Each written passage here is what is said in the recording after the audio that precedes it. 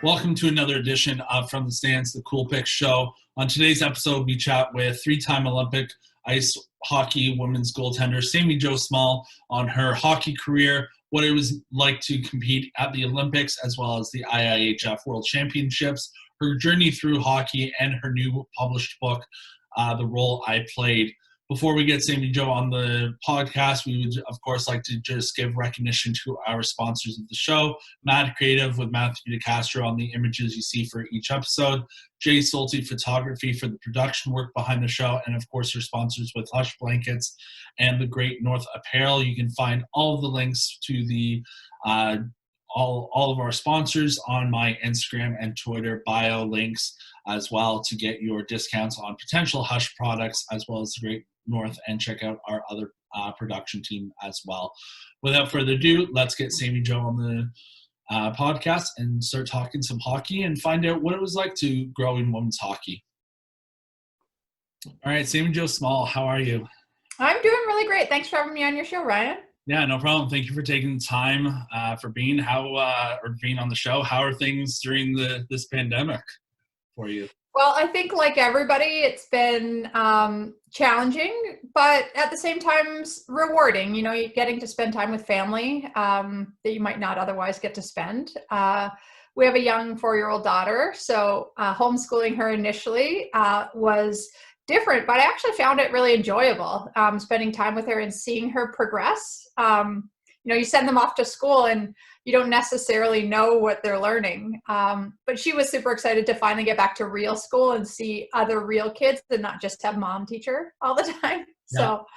So, but she had one sort of runny nose that she had to miss 4 or 5 days of school. So you pivot and you change and you're just kind of ready for every day, kind of take each day at a time. But so far we're very fortunate, and it certainly could be way worse. Definitely. And it's definitely an interesting aspect of, like you said, being able to see your daughter grow and develop in school, and just knowing that you have that much more of an impact on her future career as well.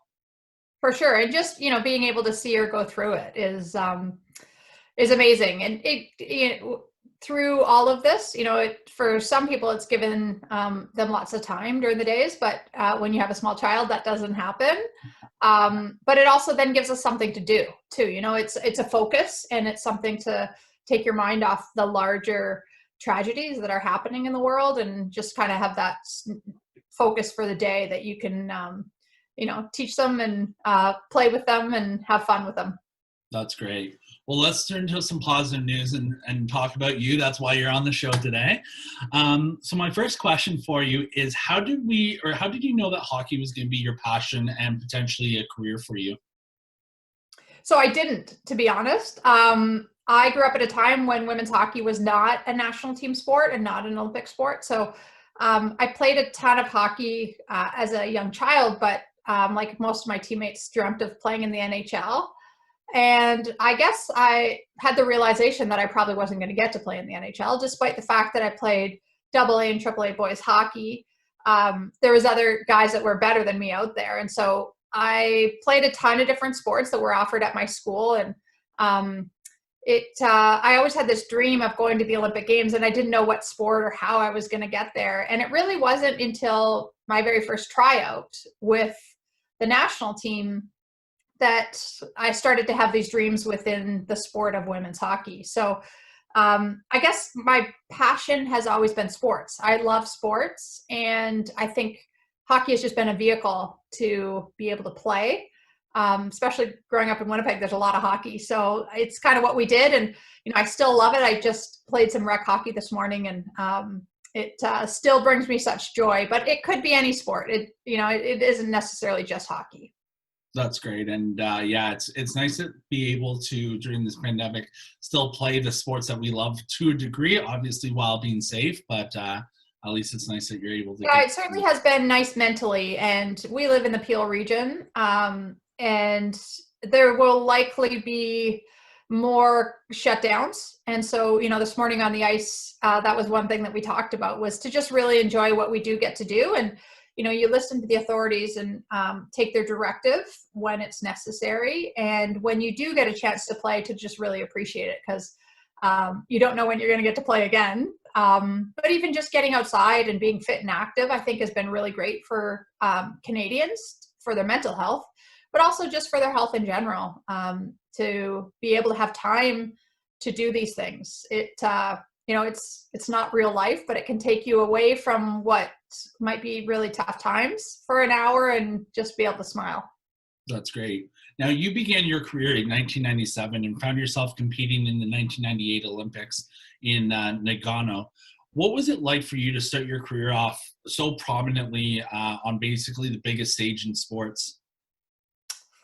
Yeah, I guess in women's hockey, career is defined by what we define it as. So it's not like you sign a pro contract and all of a sudden you have a career. I think for me, people ask me, when did you start your career? And it kind of morphs all into each other. So, playing AAA boys hockey in the city of Winnipeg, maybe that's the start of my career. I don't know. Playing Stanford men's hockey could have been my career, but joining the national team in 97 and going to the Olympics in 98, obviously it was very, very special. It was the first time I played on a women's team. So that was different for me. But being part of that very first Olympic women's hockey tournament was something that was just so incredibly powerful because there's a lot of rookies on the team, for sure, like me, who we were new to this and it was all exciting.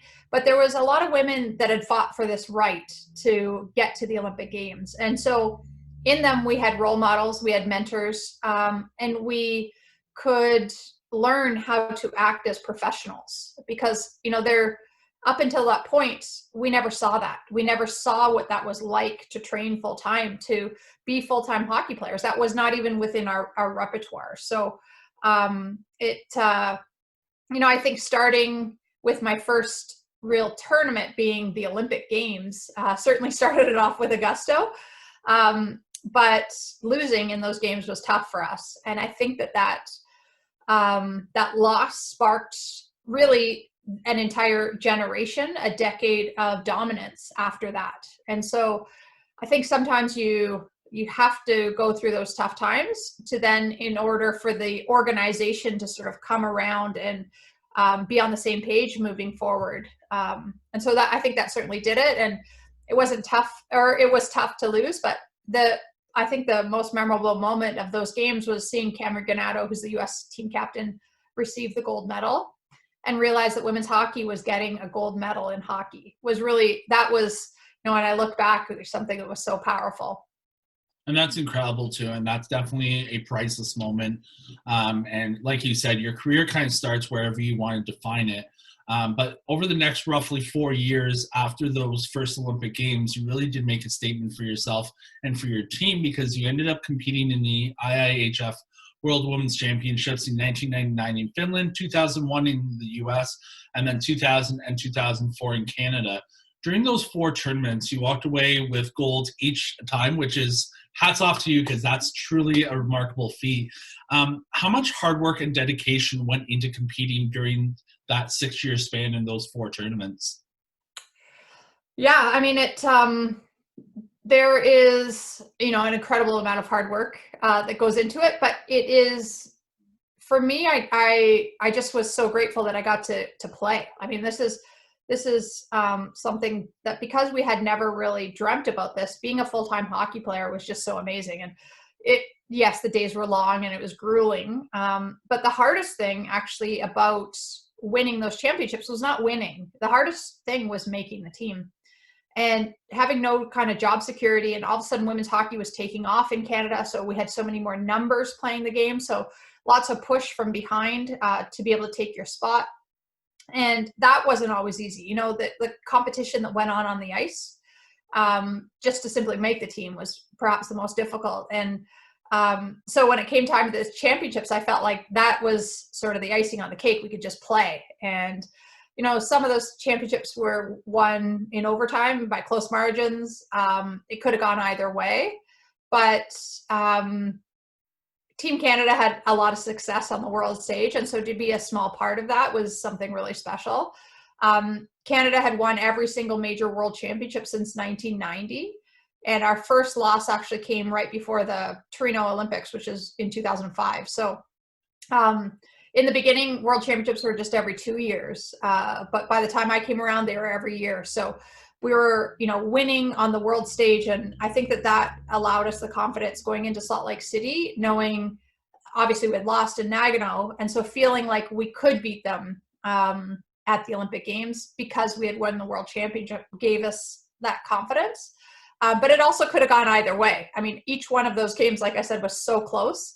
And I think now the U.S. has won something like 8 of the last 9 World Championships, but lots of those have gone into overtime as well. So, it's minuscule margins between the two countries, but it certainly was special to be part of the dynasty that I talk about in the book, which is sort of that 10 years of lots of winning. So it was pretty special. That's great. And yeah, we're definitely I have some questions about your book, because I know to play hockey is one thing, but then to turn that into a book is another incredible kind of milestone marker. So I do want to get into that shortly. But my next question for you, or to kind of add on to that, was how cool was it or for you to be able to represent Canada? Like, obviously it's cool to represent your country anywhere you compete or anywhere you play, but to be able to compete in 2000 and 2004 in Canada, and then to be able to receive the gold, what was that moment like for you? Yeah, it was, amazing. Don't get me wrong. But I think at the time when you're going through it, the job is, you're doing the job, and throughout the Olympic cycles, we often play in Canada. So you get to play in front of the big stages. It might not be the World Championships, but you often get to do that. And every time we played in Canada, the stands would be packed. And so I think that's where really what made it so special is not just necessarily that they're cheering for you, but the stands were packed. And we saw that when we were in Salt Lake City as well. There's a ton of Canadian flags. So even when we played in the US, there was Canadian flags that were cheering us on. And when we played overseas, European women's hockey was not as developed. So there just wasn't as many people in the stands. And that's what I think really made it special here in Canada, was that we got to have NHL arenas packed to watch us play. And as a little girl, I could have never envisioned that could have happened. But once you step on the ice, no matter where you are, for me as a goaltender, you're separated by this glass partition. And I guess it's almost like you're in game mode. You don't necessarily notice if it's just your friends and family, 10 people in the stands, or there's 17,000 people in the stands. You're kind of in that zone to just play the game. And I think winning in Canada, what made it so special was not necessarily the game for me, but the aftermath of being able to have my friends and family in the stands to celebrate with you afterwards was really special. That's really cool. And I know, so myself, I compete in these Special Olympics. I've been playing baseball and basketball for 14 years, and we won our first national championship a couple of years ago in Nova Scotia. So that aspect of having those friends and family in the stands, it makes a difference. That it makes a huge difference, because my grandma actually lives in New Brunswick, so she was able to come to my first ever baseball, like national baseball tournament, because we played in Vancouver in 2014. Obviously, neither my parents or my grandma was able to come, so they made the road trip out there, so we saw family after. But it was so cool to be able to have that experience and share that with your family. It definitely adds to the moment, like hands down the best moment as well. For sure, because they're the ones that have lived all the other moments with you. So to be able to get to celebrate with them makes a big difference. All the drives to the hockey rink, all the drives to the field, yeah. All the ups and downs, and really at the end of the day, they just want you to be happy. So seeing you so extremely happy, probably that's what brings joy to them. Yeah, definitely. Now, talking further down the line in hockey, you wound up playing in the CWHL, where your contract was signed by the Toronto Furies. And in 2014, you had one of the most outstanding games, I think, in CWHL history, posting up a 60-save performance to help your team secure the Clarkson Cup, making you also the third women's hockey or ice hockey goaltender to not only have won at the Olympics, but win at the IIHF and the Clarkson Cup. What was it like for you to have your name secured in, as like a history marker for that moment? So twofold on that question. One is playing with that Toronto Furies team was really special. Those girls were some incredible women, and just a really fun team to play on. And we didn't have a very successful team throughout the season. So we narrowly made it into the playoffs, and then upset some teams in the playoffs to win the championship. So anytime you're an underdog and you win, it's amazing and miraculous. And I'm still friends with a lot of those girls today. So those memories are really special to me. However, I think the one thing that, I get tagged as being in the Triple Crown Club because I won these things. But in women's hockey, we have had different championships along the way, as the league has morphed into different names. And so there are plenty more women that have won those as well. And I think sometimes we forget about the women in the 80s and 90s and 2000s that, went through this as well. So I had won national championships prior. We weren't in the CWHL. We were in the NWHL, which is the previous iteration of the league. So I guess I didn't see that necessarily as a milestone, even though I think the media saw that as a milestone. But I'm not going to say it's not a nice accolade to have. People that are in the Triple Gold Club as goaltenders, Kim St. Pierre and Charlene Labonte, those are two goalies that I have such admiration and respect for, that to be grouped in with them is really special. And so I can never discount that either. Well, it's definitely, it's a accomplishment regardless of how people look at it. It's an incredible feature, and something at the end of the day that I know you chat about in your book, and I want to chat about your book now. And in your book that you just recently came out with, called The Role I Played, Canada's Greatest Olympic Hockey Team. First off, congratulations on your book. I know that it's been out for a few weeks now, and I've seen posts of people sharing it, of gaining copies and things like that, and I was able to read part of your book, and it's truly incredible. What was the reasoning for you to want to publish your own book about your journey and your experiences? Initially, the reason that I wanted to do it was I work as a professional speaker. So I give messages from the platform to corporate clients or to associations. And a lot of speakers have a book that they sell at the back of the room afterwards. So that was my initial impetus to want to do this. That was 10 years ago. So I started writing, and I realized that the stories were bigger than me. The stories were not just about me. They included a time in Canadian history that I think not too many people knew about, and not too many people knew about our team and the people that were on it. And so I really wanted to get it right, and I wanted to ensure that it was well written, but also well published, so that people could get their hands on it, to be able to find out more about these incredible women that I'm so lucky to get to call my friends. I just wanted to share their message with people.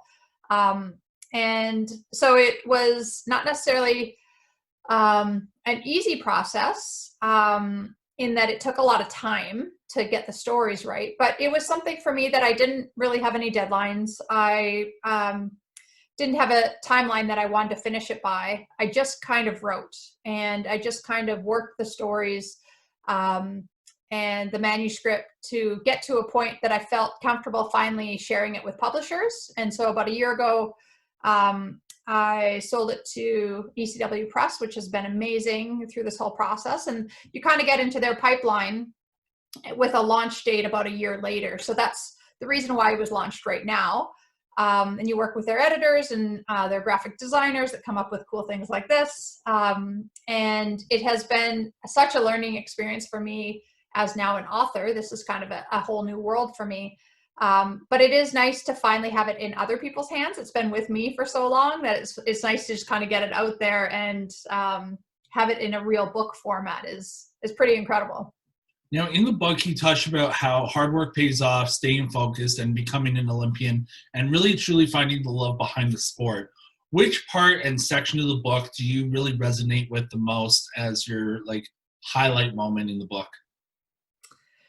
Well, I think the way I wrote the book, I wanted readers to take the journey with us. So I read it from a first person perspective so that readers can go along the journey with us. And I try not to pass judgment so that people can derive their own messages from the stories that we lived. And depending on where they are in their lives, different parts might resonate at different times. So to your question as to which part resonates the most with me, I think it's dependent, on the day of what I'm going through. This morning, I played rec hockey and we won our game. Our team hasn't won all season, so this is exciting for us. And so I think to the moments, the big moments, I think to the moments where we won world championships and I was the goalie in the net when that happened. And those are the moments that resonate with me today. However, it might be tomorrow might be going through a new challenge or a new obstacle or having to deal with bigger issues, and then other parts might resonate. I think, I write about the SARS experience of our team and not getting to go to the World Championships, which is was sort of foreshadowing to what we are going through now. I had no idea that I was writing about the situation as it pertains to now as well. So there's different moments in the book, I think, that each person will take away with them that will mean something to them depending on what they're going through that day or at that time in their lives. And I really wanted people to share those emotions with us and know that everybody has highs and everybody has lows, and ultimately working together to support each other is what is going to get us through anything. That's incredible. And now where can people go to find your book if they want to purchase it? Good question. So pretty much everywhere right now that I've seen it, there isn't sort of one link that I've been sending people. So if they feel more comfortable buying it online, it is available on Amazon or any of the major retailers. And I know that there's some smaller bookstores that have it available online as well. So if you prefer to use your local bookshop, that's great. And then all of the bookstores across Canada right now are carrying it. From the little tiny stores to the big massive stores. And then some places in the States too that the publisher has put it in places that they say are hockey mad areas. So like Minnesota, Massachusetts, I went to school in California, so there's some in there. So, just depending, go to your bookstore, support your local bookstore, and you'll likely find it. And if not, ask for it because that helps too. That's great. So hopefully everyone get out there, get her book, and you won't be disappointed with it. Now, I want to talk about your management side of the sport. Now, obviously, it's always hard for athletes, whether it's playing pro or not, to go from playing the sport to being on the management side or the coaching side of things. So in 2018, you were named the GM of the Toronto Furies. How do you find being able to remain in the sport, which a lot of athletes do, again, post-playing career, as I mentioned, but managing the team that you were able to play with for part of your career?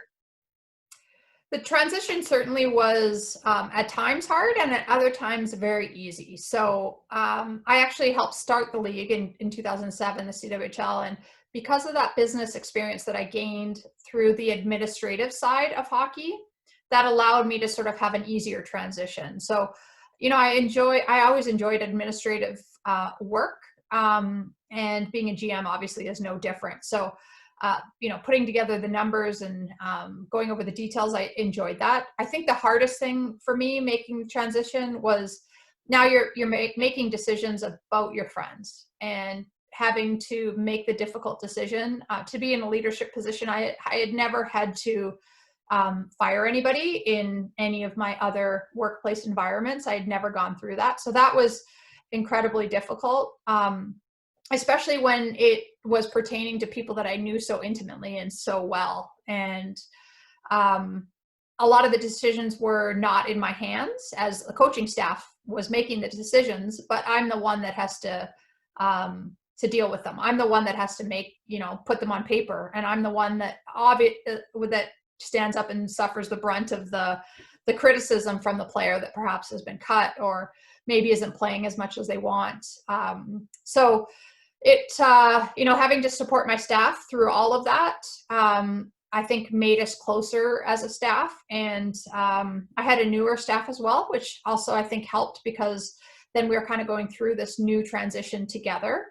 But I really loved it. I really loved the administrative side of sport. I loved trying to build something from within and creating a legacy within the world of sport. Now, we only got to go through it for a year before the demise of the league, but it's something that I will forever cherish and hopefully get back into because it's something that just brings me so much fulfillment to be able to help others achieve their goals and their successes. That's awesome. I mean, yeah, the league was something among no others. I had a friend that was playing for the Markham Thunder during the league, and I made it out to a few of her games. Actually, I think one was against the Furies, and it's just so cool. Did we win or did they win?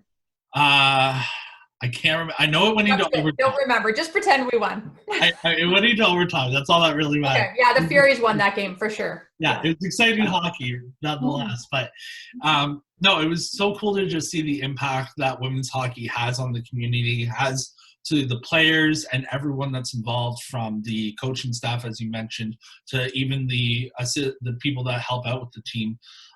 Or equipment or whatever other roles there are within the team. It's such an impact that the league has. And obviously it's sad that the league isn't around anymore, but hopefully there's going to be more steps for women's hockey in the near future as we develop the hockey world more. Mm-hmm. Now, we had a fan question come in asking that, being on the side of coaching, obviously you were on the side of the GM rather, you have the experience to share with the new group of players, your experiences, some mentorship roles as well. Was there one coach in your life who played a big role and was a huge influencer for you? So I like to sort of group all my male minor hockey coaches together because they all allowed me to play. Any one of them could have kicked me off the team for being the only girl, because that was pretty normal back in that day that girls were not allowed to play. So the fact that they allowed me to be part of their team was incredibly special. I would say that when I got to college and I was a track and field athlete, my coach, Robert Weir, was a British Olympian. And I think what he instilled in me was the attention to detail, the meticulous attention to detail. But also, when I told him that I was going to be playing or trying out for the women's Olympic hockey team, I thought he'd be upset. But he had such a reverence for the Olympic Games because he himself had gone, that he encouraged me to go and try. And sometimes you just need that little extra push. So I do credit him with that, as well as a man by the name of Wally Kozak, who was the first coach within the Hockey Canada program to really have seen me play and who believed that I could play at that level before I ever believed it. And I think it just sometimes takes coaches to really believe in you, to believe that you can be there and guide you through that process. So I'm super thankful to him that he really pushed me to go to those first tryouts, and that he, for a lot of girls, this was before there was scouting across the country. So for a lot of girls that played in that era, he was the first one to have seen them play. He was the first one to sort of see that this athlete has some skill. Let's get them to Calgary and let's have them try out. So a lot of us have the story about Wally and just how much he has meant to our lives. And he's just an amazing coach who continues to mentor coaches in the Calgary area and has been with Hockey Canada forever. That's really cool. And it's always important when you're growing in any sport, even if you're not playing a sport, to have those mentors and have those people that help support you to succeed in any aspect or any part of your life. So that's it's really good that you have that support growing up. And hey, I mean, shout out to them because they give you the support to be a multi-athlete, multi-gold medal athlete. So, Now, my last question for you was, obviously with women's hockey, there's so many athletes and young girls that want to play hockey, and even guys that want to play hockey. What kind of experience or words of wisdom would you want to give to those athletes that want to get the next step of their career and kind of excel in the sport? Yeah, I think two things. One is to really try to find the joy within the game at whatever level you're at. Sometimes that's hard because there's a lot of pressure, there's a lot of expectations. But when you step on the ice, to try to find the joy in the moments, and that could be in practice, that could be in games, that could be in one shift you get in the entire game, or that could be when you're taking the shootout final shot. But to just really find that joy of when you were a small child and playing the game for the first time. The other thing I like to share with hockey players is to try to see who's not playing. Try to see who maybe has never been exposed to the game, and try to be a mentor or a role model to them. And that could be on your team. That could be somebody that never got to see power play time. Well, you get all the power play time. Look around to see who is maybe not as involved or maybe doesn't feel as much a part of the team, and go out of your way to make the team inclusive and accepting, and it just will make your team stronger. And as an individual, being a role model and mentors to others will help you. Living vicariously through their successes will bring you joy as well. So I think that's one of the things that I wish I did more as a young athlete, was to look around and see who wasn't playing. And so many of my female peers never got to play the game. And it's, looking back now, I feel so thankful that I did. But I wish that we could have had some, street hockey games for all the girls that were at my school too. That just, it wasn't really part of my psyche at the time. So I try to encourage even young kids to do that, to look on the sidelines and see who isn't participating and ask them if they want to.